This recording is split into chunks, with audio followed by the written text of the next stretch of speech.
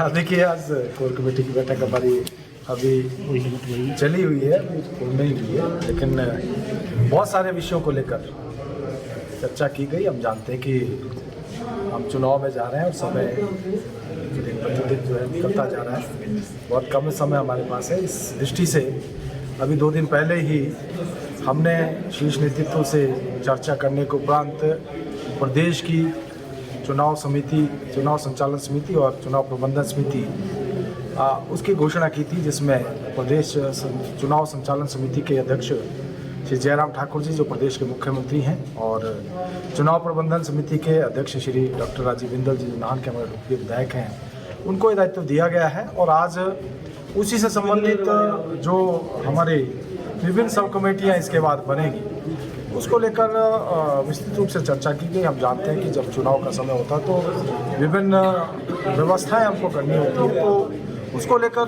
पूरे प्रदेश भर में किस प्रकार से हम आगे बढ़ेंगे, उसको लेकर सभी शीर्ष नेतृत्व से विचार विमर्श हमने किया। इसके साथ साथ जो माननीय प्रधानमंत्री श्री नरेंद्र मोदी जी बहुत जल्दी उनके प्रवास के कार्यक्रम हिमाचल प्रदेश में होने वाले हैं, जिसमें चंबा आने का उनका एक कार्यक्रम है। इसके अलावा जो हमारा all India institute of medical science और उसका भवन लगभग तैयार है, उसका लोकार्पण का कार्यक्रम है। इसके अलावा एक बड़ी युवाओं की रैली, प्रदेश में युवा मोर्चा की रैली जो हम करने जा रहे हैं, जिसमें हमारा ये लक्ष्य है कि हम 1 लाख युवा उसमें हिमाचल प्रदेश के हर विधानसभा क्षेत्र से वहाँ पर आएंगे। और ऐसा भी हम तय कर रहे हैं कि हमारी ये रैली सुजानपुर में हो, जो कि केंद्र भी पड़ता है, और 1 लाख युवाओं के लिए जो स्थान उस हिसाब से जहाँ इतने लोग एकत्रित कर सकें हम। लेकिन इतना तय है कि उसमें केवल और केवल हमारे युवा मोर्चा के साथ ही पूरे प्रदेश भर से आएंगे। वो चाहे किन्नौर की बात है, चाहे सिरमौर की बात है या भरमौर की बात है, हर क्षेत्र से हमारे युवा उस रैली में पहुँचेंगे।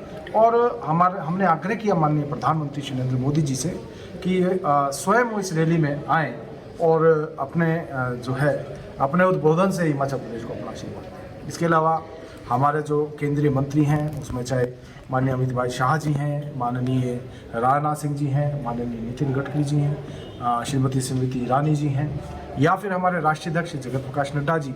इसके अलावा हमारे चाहे वो केंद्रीय मंत्रीगण हैं या पार्टी के पदाधिकारी हैं, उनके भी प्रवास बहुत जल्दी हिमाचल प्रदेश के बनेंगे। प्रदेश भाजपा ने यह भी तय किया है कि आने वाले समय में हम बहुत जल्दी 68 के 68 विधानसभा क्षेत्रों में केंद्र और प्रदेश सरकार की जो उपलब्धियां हैं उनको लेकर जो है एक जिसको हमने LED वैन के माध्यम से हम उसको प्रसारित करेंगे। और ऐसा भी हमने अभी निर्णय लिया है, बहुत जल्दी हम इस प्रकार का कार्यक्रम भी पूरे प्रदेश में मदद करेंगे।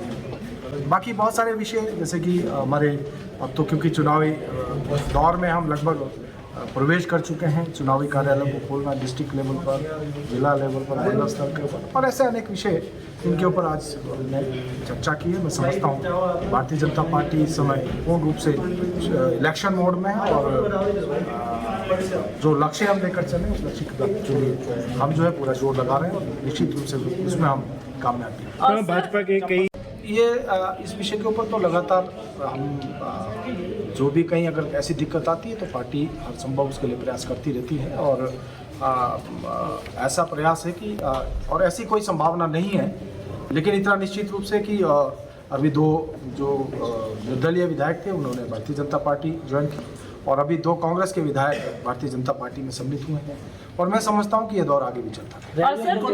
सर जिस तरह 2 कांग्रेस विधायक भाजपा में आए हैं, अपने ही भाजपा कार्यकर्ता उनका विरोध कर रहे हैं, ऐसे में डैमेज कंट्रोल के लिए पार्टी की रणनीति देखिए, स्वाभाविक रूप से जब कोई इस प्रकार से कोई आता है तो थोड़ा बहुत होता है, लेकिन उसके लिए हम लोगों ने प्रयास किया है, और बहुत जल्दी सब स्मूथ होगा। Thank you.